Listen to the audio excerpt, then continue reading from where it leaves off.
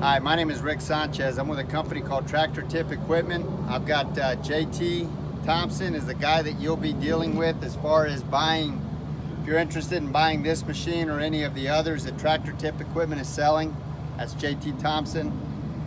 Chris Massengale is my operations manager. If you buy a machine, you're going to be dealing with him as far as the transportation of the machine and whatnot. But so what we have for sale here today is a Hamm 3410.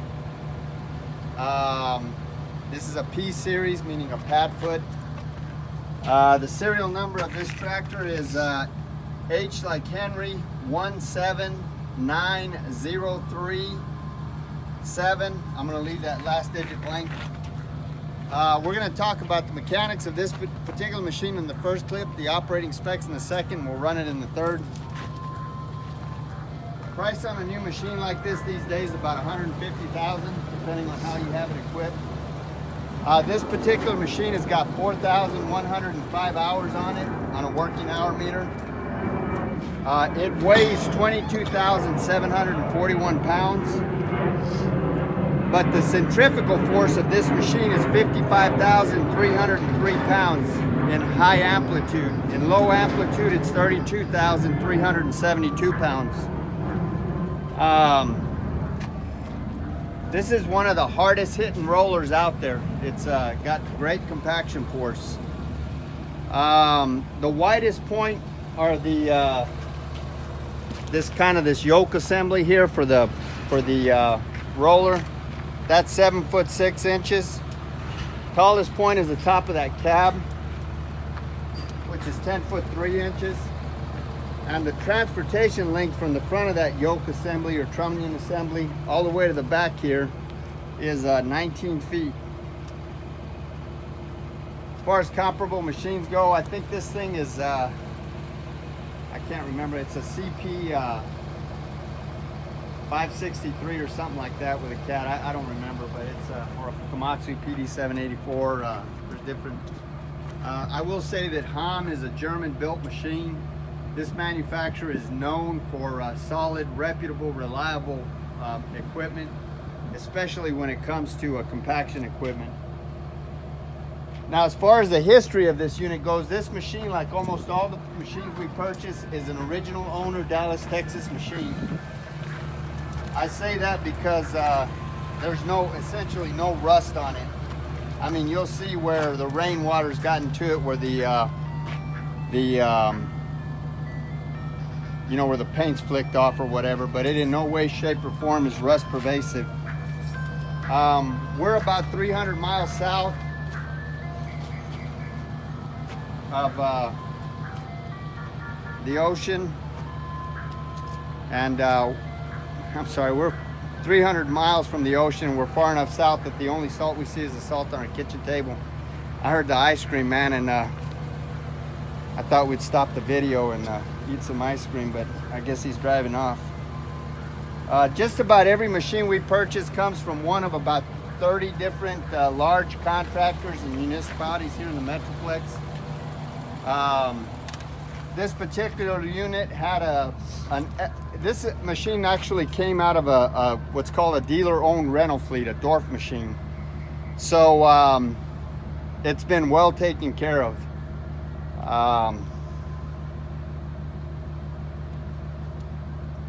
It's been probably over-maintained. I mean, if the machine was within 40 hours of its next service and it was time for it to go out again, they'd service the machine, so it's been over-serviced. We've purchased a lot of machines from this rental company that we bought this machine from, and it should be said that before we purchase any machine, Chris Massengale and Pro Provencio, my two operations manager and my mechanic, they go out and they thoroughly inspect it, and then I go out and I personally inspect it if the money's right before we write a check.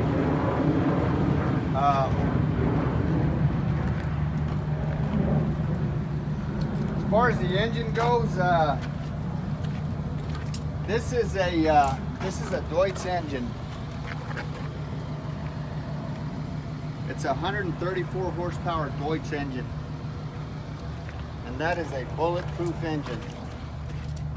I've got a lot of experience with these compactors, Hamm compactors, and I'm happy to say that they are impressive machines. This machine has got a 77-gallon fuel tank, which will run you anywhere from 12 to as many as 16 hours, depending on your application.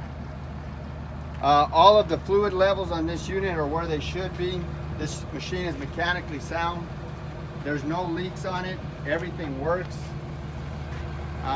You know, it's just got a 1-speed transmission. Top speed is about 7.3 miles an hour.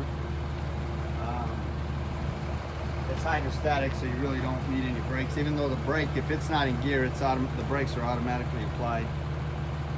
These tires are 23.1-26. So you can see they're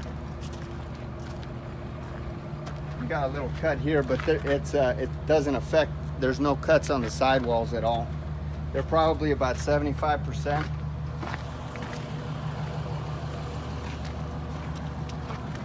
The drum width here is this again is an 84-inch wide compactor. It's 5'6" tall.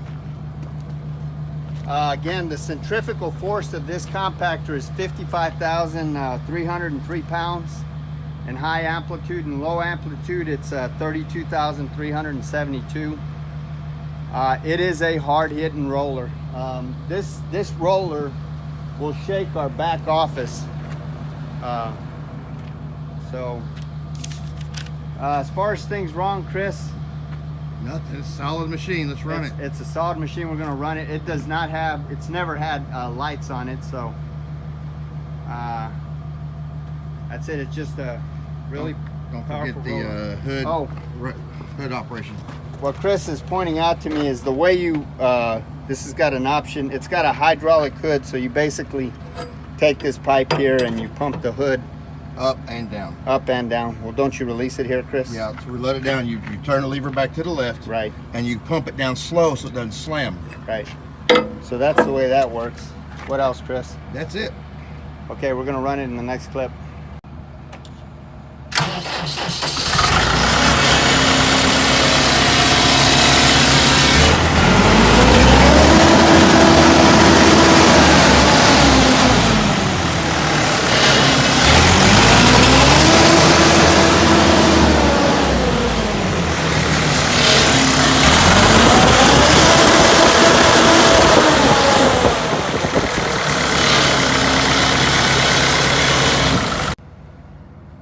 Okay, so this is the inside of the cab here. All of the idiot lights work.